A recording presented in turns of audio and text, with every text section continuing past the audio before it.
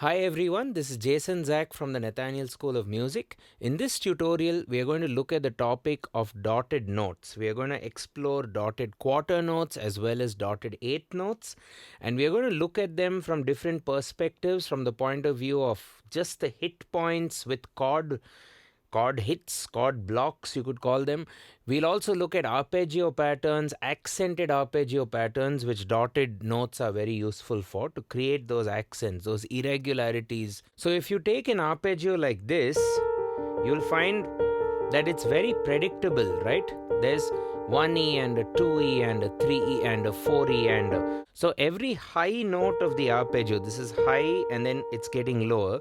Every high note is occurring on the downbeat. So 1E and a 2E and a 3E. So this forms what you could call as a very regular arpeggio. So dotted flavor or dotted feel will allow you to access those irregular beats, the E's, the E's, and all the subdivisions. We'll also look at 3x4 versus 4x4 considerations when you're using dotted notes or stacking up dotted notes together, and that leads us to the topic of the 3:4 polyrhythm, where you might think, oh, it's in a 4x4 time signature on one occasion, while you could actually also think it's a 3x4. So the 4 and the 3 come together, so that's generally a polyrhythm. Now after we get through all the theory and all the essential concepts, we are going to look at two essential practices on the piano. We'll look at block chords with dotted note feel, and then we are going to look at arpeggio hits, as you heard in the intro video, with dotted feel. And alongside the right hand doing dotted notes, the left hand is going to complement the right hand with perhaps dotted notes as well. But we could also look at the pulse. We could also look at a lot of other things. And ultimately, this lesson, once you figure out the theory, this will help you improve as a pianist. This will help you improve your hand coordination for sure, and it'll also help you to be aware of the roles of the two hands. So before we get started, it'll be awesome if you can consider supporting us on Patreon, wherein you're going to get the staff notation for all the exercises from this lesson. And that's been notated for you on both the scales, G minor as well as F minor. So do get yourselves a copy. There's a PDF, there's MIDI, as well as the original MuseScore file, which you can play around with. MuseScore is an open source free software, by the way. You can use it. You can just download it on any operating system. And also, there's a subscribe button somewhere there and a bell icon, which you can turn on for regular notifications. Without any further delay, let's get cracking. So, first of all, the theory of dotted notes. You have dotted quarter notes and you have dotted eighth notes. So I'm just going to take one chord for this demonstration. I'll take G minor in the second inversion. G minor in the second inversion would be D, G, B flat. Now G minor could also be in root position, G, B flat, D. First inversion, B flat, D, G. In this case, we'll consider the second inversion, which is D, G, B flat. Okay, so I'm going to take that version of G minor. Now, what is a dotted quarter note? A quarter note or a crotchet, that oval with a line, shade the oval, but then in addition to that, you have a dot. So when you stare at a dotted quarter note, especially in any composition which is referred to as 4x4 or 3x4, what it essentially means in simple terms is a dotted quarter note will last for 1.5 counts or 1.5 beats. So if this is a quarter note pulse for 1, 2, 3, 4, and if I just trigger that on my kick, 1, 2, 3, 4, a dotted note will go 1.5 times this value. So it will be 1 and 2 and 3 and 4 and 1 and 2 and 3 and 4 and 1. So you're going to access some of the ands because an and divides the beat essentially into two units. Whether you swing it or whether you play straight, it's going to be 1 and 2 and 3 and 4 and 1 and 2 and 3 and 4 and right and 2. So when you play the dotted feel, 1 and 2 and 3 and 4 and 1 and 2. 3, you're going to access those hits. So in a bar of 4/4, what are going to be the hit points? It's going to be 1 and 2 and 3 and 4 and 1 and 2 and 3 and 4 and 1 and 2 and 4 and 1. And you see, it takes a long time to repeat. It takes 3 cycles of 4 to repeat. So we might be better served, at least in the starting part of this lesson, if we look at this from a 3 by 4 perspective. So it'll end up being 1 and 2 and 3 and 1 and 2 and 3 and 1 and 2 and 3, 1 and 2, and same hit points, 1 and 2 and 3 and 1 and 3 and 1 and 2 and 3. So 1 and the and of the 2. So if you start at the on of the 1, you're going to then go to the and of the 2. And similarly, if you were to start at the and of the 1, 1 and 2 and 3 and 4. Let's just take it back to 4 by 4 just to understand the separation. So if I go 1 and 2 and 3 and 4 and 1 and 2, and that's a dotted note separation or a dotted crotchet separation between the 2 hit points. 1 and 2 and 3. 1 and 2 and 3 and 4 and 1 and 2 and 3.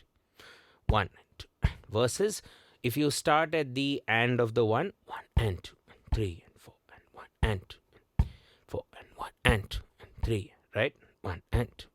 Or if you start at the on of the 2, it's going to be on of the 2 and then and of the 3. 1 and 2 and 3 and 4 and 1 and 2 and 3. Remember, it's 1.5 times the beat. So it won't be 1 and 2 and 3, 1 and 2 and 3 and 4 and 1 and 2. And instead, 1 and 2 and 3 and 4 and 1 and 2 and 3 and 4. Versus if you start at the and of the 2, 1 and 2 and 3 and 4 and 1 and 2 and 3 and 4 and 1 and 2 and 4, 1 and 2 and 3.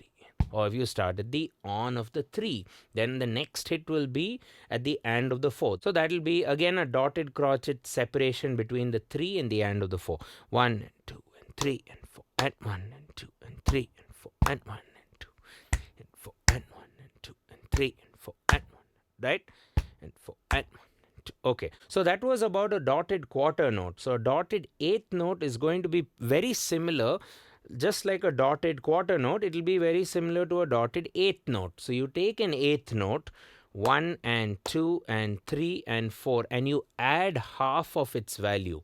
So 1 and 2 and 3 and... So how do you add half to something which is already dividing by half? You're going to go to 3/4 of the beat or 75% of the beat. So for that you need 16th note. So you'll have to go 1E and a 2E and a 3E and a 4E and a 1E and a 2E and a 3E and a 4E and a... And now your hits would be at the 1E and a 2E and a 1E and a 2, right? 1E and a 2E and a 1E and a 2. So what are going to be your hits? You'll have 1E and a 2E and a 3E and a 4E and a 3. So this would be a dotted eighth note feel.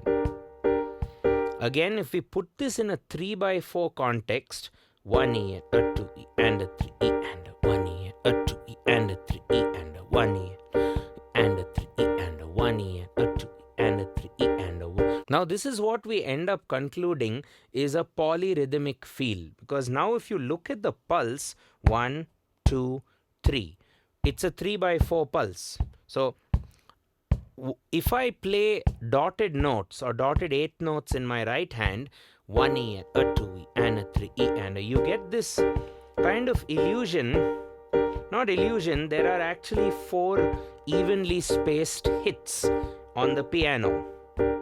So 1E and a 2E. So in a sense, this could be considered as 1, 2, 3, 4, 1, 2, 3, 4, while my foot is doing 1, 2, 3, 1, 2, 3, 1, 2, 3. But these are just dotted eighth notes.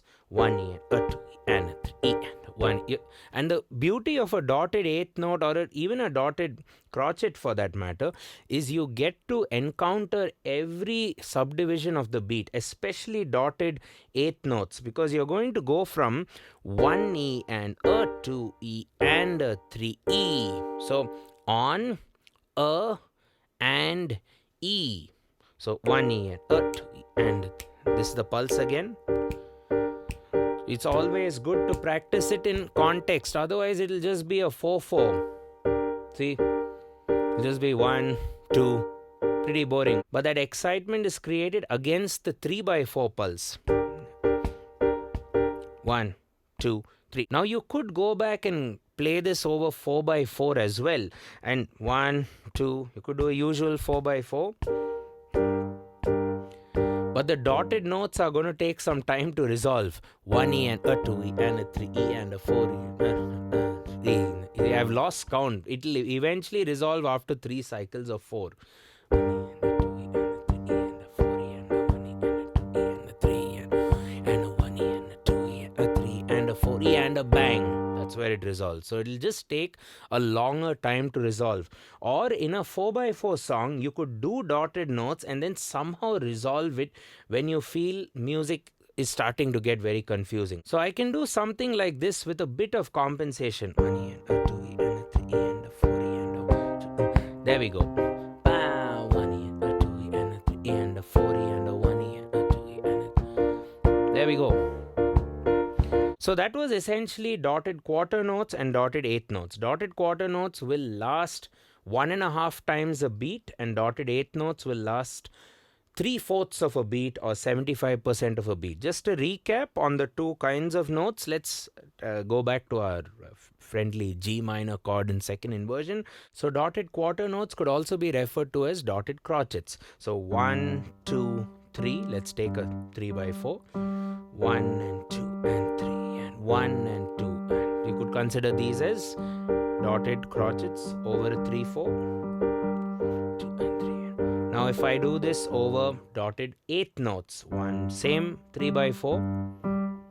1E and a 2. 1E and a 2. Obviously a bit faster, so you squeeze 4 of them.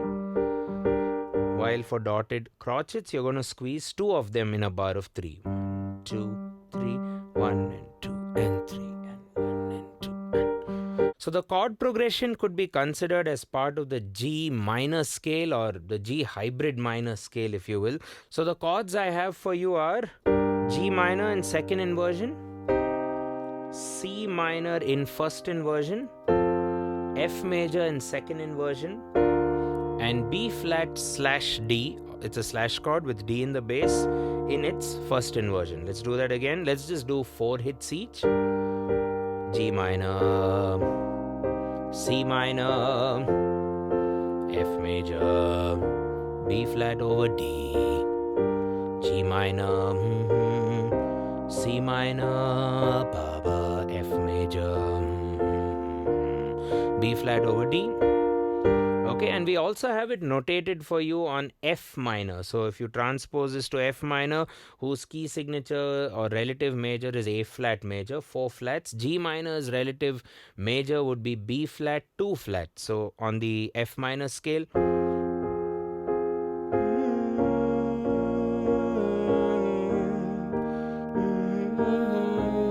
it will be F minor, 2, B flat, E flat major, A flat over C. Okay, so essentially coming back to G, the 1, the 4, then the 7 flat, the 3 flat major with its third as bass. That will be the Roman numeral way of writing this down. Okay, so the first exercise would be to maintain a pulse in the bass and play dotted notes or dotted chord hits in the right hand. So instead of playing 1, 2, 3, 4, 1, 2, we are going to start playing dotted notes. So first off, let's do dotted quarter notes. 1 and 2 and 3 and 1 and 2 and 3 and 1 and 2 and 3 and 1 and 2 and 3. 1 and 2 and 3 and 3 and 1. So on the left hand, you can start off with a steady pulse, first of all. That would be a simple polyrhythm, or what we call as a hemiola. 2:3, or yeah. 1, 2, 3, 1, 2, 3, 1, 2, 3, 1, 2. So once you got that out of the way, what I'm proposing you do is to slow down the left hand. To do minims, 1, 2, 3, 1, 2, 3, 1, 2, 3, 1, 2, 3, 1. left hand hits would be 1, 2, 3, 1, 2, 3, 1, 2, 3, 1, 2, 3, 2, 3, 1, 2, 3, 1, 2, 3. And the right hand will be 1 and 2 and 3 and 1 and 2 bars of 3 basically. 1 and 2 and 3 and 1 and 2 and 3 and 1 and 2 and 3 and 2 and 3, then 1 and 2 and 3 and 1 and 2. And this would be the left hand hits. 1 and 2 and 3 and 1 and 2 and 3 and 1 and 2 bum bum bum bum bum bum.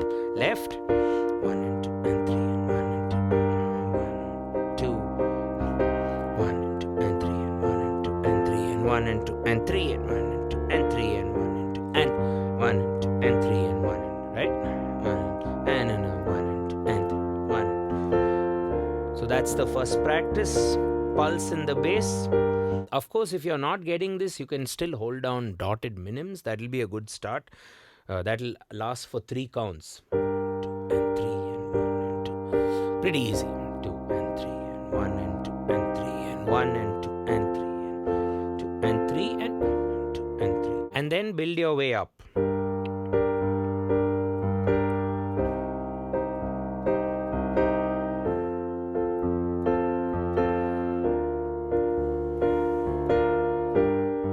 You can now double it up, wherein you're toggling between the pulse in the left hand or crotchets and then minims coming up. There we go. This is the 4:3 poly over 3. These are essentially minims. But I can come back to the pulse, which would be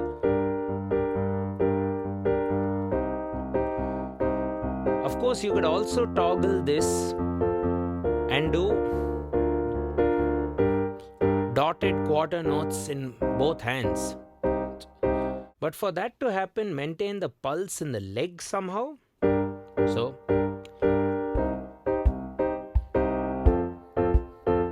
dotted feel in both hands with the pulse in the left hand, left foot rather. So let's go through everything. You have your normal dotted minims extending for the entire bar of 3 in the bass. 1 and 2 and 3 and 1 and 2 and 3 and 1 and 2 and 3 and 2 and 3 and 1 and 2 and 3. And now we go to minims. 1 and 2 and 3 and 1 and 2 and 3 and 1 and 2 and 3 and 1 and 2 and 3 and 2 and 3 and 1 and 2 and 3 and 1. Now we'll go to quarter notes.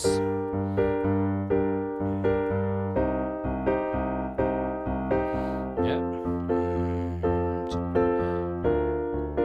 Maybe dotteds in both hands.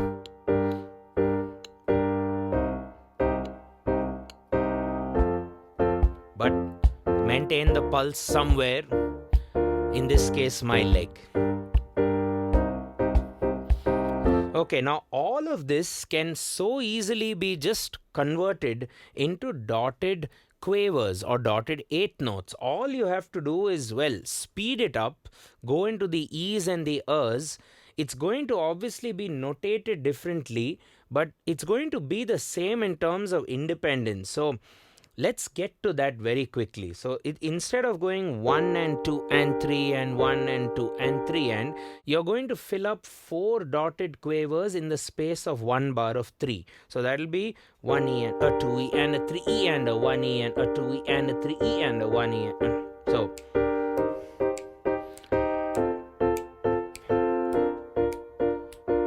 and the left hand is just going to start off with a pulse. Earlier it was 2 bars of 3. Now it's all ending. The ecosystem is ending within 1 bar of 3, right? So that's your pulse in bass. And then you can double that. What are we doing now in the left hand? We are doing since we've speeded it up, we're doing eighth notes here and dotted eighth notes here. 2 and 3, 1 and 2 and 3 and 1 and 2 and 1. And now the right. 1 E and a 2 E and a 3 E and a 1 E, a 2 versus both dotteds.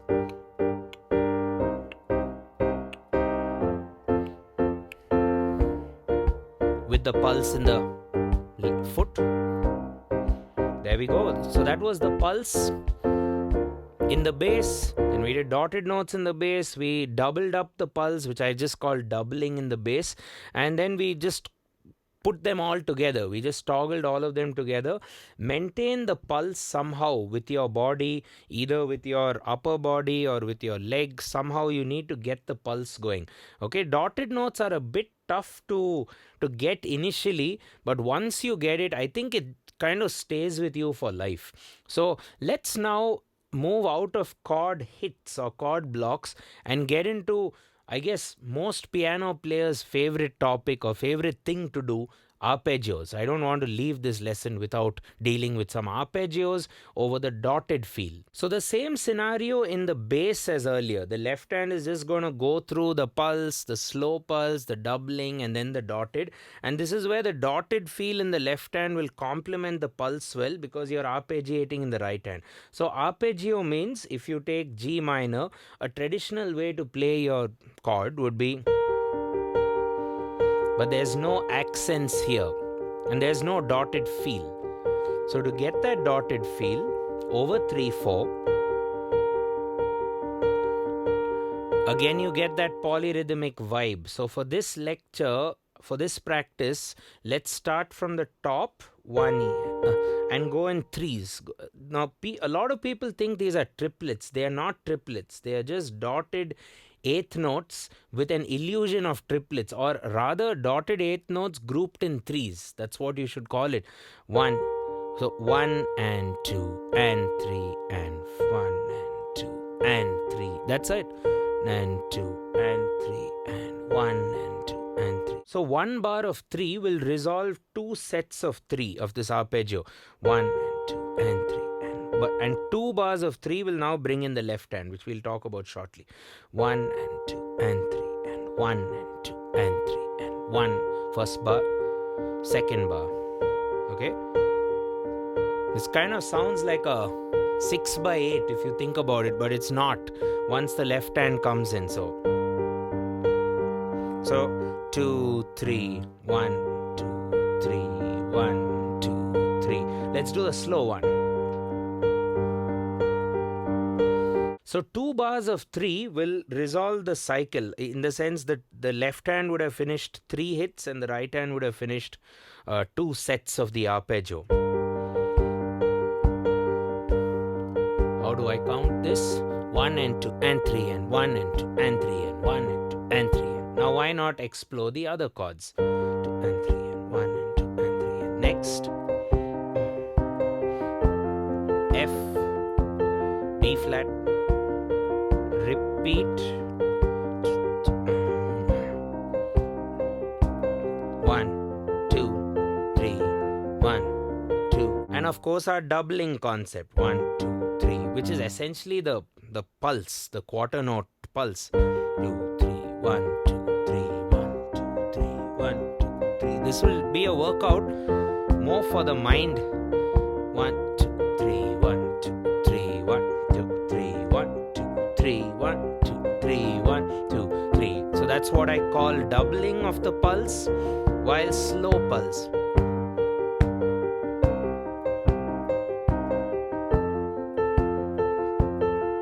So there are going to be 4 sets of 3 in the arpeggio department for each chord. So 1, 2, 3, 4. And again, that's giving you that 4 versus 3 feel. That 4 over the 3 pulse feel. 1, 2, 3, 4, 1, 2, 3, 4, 1, 2, 3, 4, 1, 2, 3, 4, 1, 2, 3, 4, 1, 2, 3, 4, 1, 2, 3, 4, 1, 2, 3, 4 versus, the usual arpeggio 3-1, which is also nice, but I think this is a lot cooler. 1, 2, 3, 4. That's the dotted arpeggio. Dum dum dum dum dum dum dum dum dum. Okay, and what's nice is you can still bring back the dotted feel or dotted notes. Anyway, you're hitting dotted notes, basically targeting that upper note of the right hand. But look at my kick. If you can listen to the kick is still doing crotchets. And 1, 2, 1, 2, 3, 1, 2, 3, 1. Right? And I apologize if I'm mumbling a bit in this lesson. It is actually tough for me to play all this and talk and kick something. So, but you'll realize that as well when you're practicing this for the first time. You have to be very, very zoned into the work at hand. Okay, let's just revise the arpeggios, and remember, you can also do this with 16th note arpeggios. So it'll be 1E and a 2E and a 3E and a 1E and a 2E and a 3E and a 1. And the same story with the pulse. 3, 1, 2, 3, 1, 2, 1, 2, 3, 1, 2. And double it. Essentially eighth notes, quavers, and now dotted copy, ensuring that I'm still feeling the pulse while doing all of this. Okay, so do check out the notation. You can download a copy, and it'll also have this whole drill transposed on the key of F minor. So